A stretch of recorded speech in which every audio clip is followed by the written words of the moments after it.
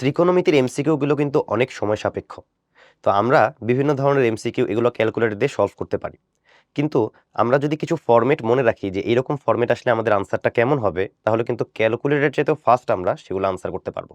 তো আমরা একটু দেখি যে এরকমই খুবই পরিচিত একটা ফরম্যাট, পরিচিত একটা এমসিকিউ হচ্ছে এরকম, এটা যে cos plus sign, cos minus sign, ভিতরে একটা অ্যাঙ্গেল থাকবে।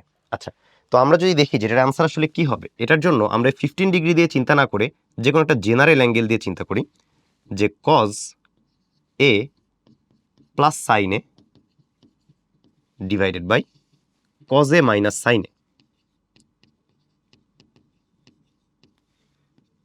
তো এই ফরম্যাট থাকলে আমরা সাধারণত কি করি, এখানে কিন্তু আমরা কজ এ দিয়ে ডিভাইড করি। কজ এ দিয়ে ডিভাইড করলে আমাদের কি আসবে, 1 প্লাস টেন এ, 1 মাইনাস টেন এ, লব আর হর উভয়কেই আমরা কজ এ দিয়ে ডিভাইড করলাম।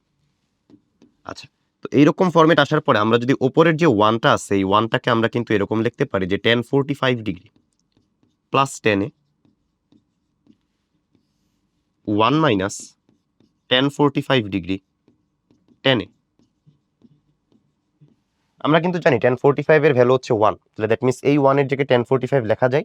আর মাইনাস 10 এ এখানে আমরা বলতে পারি একটা 1 গুণ আছে, 1045 লেখা যায়। এইটা কিন্তু আমাদের ফর্মুলা পড়ে গেছে, 10 a plus 10 b, 1 minus 10 a 10 b। আমরা জানি এটা কিসের ফর্মুলা, এটা হচ্ছে 10 a প্লাস b এর ফর্মুলা। তাহলে 1045 ডিগ্রি প্লাস এ, তাহলে দ্যাট মিনস আমরা বলতে পারি যে আমাদের এরকম যে কোনো ফরম্যাটের জন্য আমাদের রেজাল্ট কি হবে, 1045 প্লাসে, মানে ওই অ্যাঙ্গেলের সাথে 45 অ্যাড করতে হবে। সিমিলারলি ওপরে যদি মাইনাস থাকতো, নিচে যদি প্লাস থাকতো আর সেম ফরম্যাট থাকতো, তাহলে আমাদের 1045 ডিগ্রি মাইনাস এ হইতো। দ্যাট মিনস লবে যে চিহ্নটা আছে ভিতরে সেই চিহ্নটা দিতে হবে।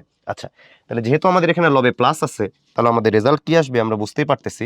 আমাদের রেজাল্ট এখানে চলে আসবে হচ্ছে 1045 ডিগ্রি প্লাস 15 ডিগ্রি।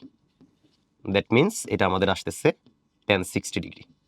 এটা ইকুয়ালস টু আমরা জানি কিন্তু √3। তাহলে বি নাম্বার হচ্ছে আমাদের এখানে আনসার। এখানে অ্যাঙ্গেলটা 15 ছাড়া অন্য যে কোনো কিছু হইলেও কিন্তু আমরা এই ফর্মুলা দিয়ে এই ম্যাথগুলো সলভ করতে পারবো।